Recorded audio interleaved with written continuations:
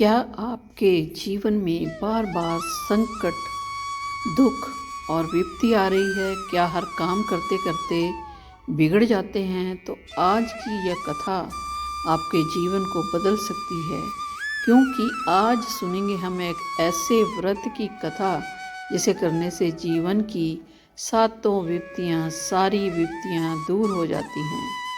यह है सप्त विपत्ता व्रत कथा। प्राचीन समय की बात है। एक नगर में एक गरीब ब्राह्मण और उसकी पत्नी रहते थे।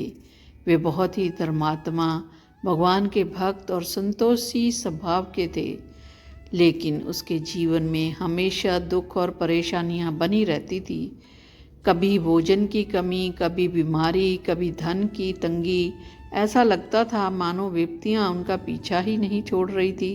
एक दिन ब्राह्मण की पत्नी ने दुखी होकर कहा, हे स्वामी, हम भगवान की इतनी भक्ति करते हैं, फिर भी हमारे जीवन में इतनी विपत्तियां क्यों हैं?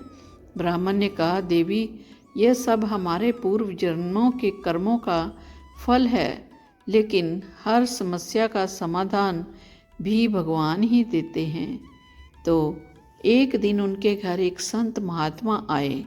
ब्राह्मण और उसकी पत्नी ने पूरी श्रद्धा से उसकी सेवा की। संत उसकी भक्ति और सेवा से बहुत खुश हुए और बोले, हे ब्राह्मण, तुम्हारे जीवन में जो भी दुख तकलीफ है उसका अंत संभव है। तुम सप्ताह विपत्ता का व्रत करो। ब्राह्मण ने विनम्रता से पूछा, हे गुरुदेव, ये व्रत कैसे किया जाता है? संत ने बताया, इस व्रत को 7 गुरुवार या 7 शनिवार किया जाता है। इस दिन सुबह स्नान करके भगवान विष्णु या शिव जी की पूजा करो, व्रत रखो, कथा सुनो और जरूरतमंदों को दान दो। 7वें दिन विशेष पूजा करके ब्राह्मणों को भोजन करवाओ, तब तुम्हारी सारी विपत्तियां दूर हो जाएंगी। ब्राह्मण और उसकी पत्नी ने पूरी श्रद्धा से व्रत करना शुरू कर दिया। वे हर सप्ताह व्रत रखते, भगवान की पूजा करते और कथा सुनते। धीरे धीरे उनके जीवन में बदलाव आने लगा। जहाँ पहले दुख था वहाँ सुख आने लगे, गरीबी दूर होने लगी, स्वास्थ्य अच्छा होने लगा। 7वें व्रत के बाद तो जैसे चमत्कार ही हो गया। उनके घर में धन धान्य की वर्षा होने लगी। हर तरफ दुख, सुख, शांति और समृद्धि छा गई। ब्राह्मण और उसकी पत्नी ने भगवान का धन्यवाद किया और जीवन भर इस व्रत को करते हैं। तो ये व्रत कथा कहाँ की जाती है और कैसे की जाती है, आइए इसके बारे में जानते हैं। होली के दिन जहाँ सभी लोग रंग गुलाल खेलने में व्यस्त रहते हैं, वहीं मिथिला की महिलाएं सप्त डोरा पूजा की तैयारी करने में व्यस्त रहती हैं। 2 माह तक चलने वाला यह विशेष पर्व फागुन मास की पूर्णिमा की रात्रि और चैत्र माह की पहली किरण से शुरू होता है एवं वैशाख शुक्ल पक्ष के अंतिम रविवार को समाप्त होता है। इस 2 महीनों के दौरान महिलाएं प्रत्येक रविवार को किसी एक जगह जमा होकर सप्ताह कथा का व्रत की कथा सुनते हैं और इस दौरान दाएं हाथ की बाजू में डोरा बांधा जाता है।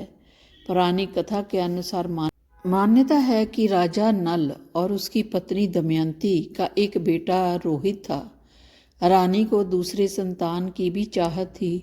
उन्होंने दासी के कहे अनुसार दूसरे संतान की चाहत के लिए महल में ही डोरा खरीदा और सप्ताह की पूजा की और उसे गर्दन में पहन लिया। राजा की नज़र जब गले में लटकती उस डोरे पर पड़ी तो उन्होंने उसे तोड़ दिया। सप्ताह ने यह बात अपनी बहन विपत्ता को बताई। दोनों काफ़ी क्रोधित हो गई और राजा को सबक सिखाने का ठान लेती हैं। इसके बाद राजा की स्थिति दिन प्रतिदिन खराब होती जा रही थी और स्थिति ऐसी बन गई थी कि उन्हें खुद दूसरे राजा, जो कि उनके करीबी रिश्तेदार थे, वहाँ जाकर नौकर बन के काम करना पड़ा। एक दिन राजा किसी नदी के किनारे कुछ महिलाओं को सप्ताह की कथा सुनते हुए देखने लगा और उस दिन उन्हें अपनी गलती का एहसास होता है। उसके बाद वह सप्ता विपता से माफ़ी मांगते हैं और जिसके बाद उनका खोया राज्य फिर से मिल जाता है। इसलिए ऐसी मान्यता है कि जिस नाड़ी स्त्री के संतान नहीं होती, फिर दूसरे संतान की चाहत है, उन्हें यह कथा जरूर सुननी चाहिए। साथ ही इससे घर में सुख शांति और धन धान्य भी बना रहता है। होली के दिन मिथिला की कुल देवी की पूजा की जाती है। इसमें खीर और पूरी के साथ ही मिठाई का भोग लगाया जाता है। इसी प्रसाद को खाकर और इस्तेमाल करके अगले दिन सप्ताह पूजा में भी किया जाता है और 2 दिन इस प्रसाद को खाया जाता है। इसके अलावा कथा सुनने के दौरान महिलाएं मुट्ठी में चावल रखती हैं और ये चावल भी महिलाएं खुद के नाखून से धान में से निकाल कर तैयार करती हैं। प्रत्येक रविवार को कथा सुनने के दौरान ऐसा किया जाता है। कथा के दौरान वहाँ महिलाएं अपनी बाजू में धागा जरूर बांधती हैं। कुछ महिलाएं यह धागा अगले 2 माह तक लगातार बांधे रखती हैं, जबकि कुछ कथा सुनने के दौरान ही केवल बांधती हैं। इसके पीछे धारणा है कि चूँकि महिलाएं घर का काम भी करती हैं और कई बार रसोई में काम करते समय धागे में आग पकड़ने का डर रहता है, इसलिए इसे खोल कर रख देती हैं। तो भक्तों, इस कथा से हमें क्या शिक्षा मिलती है?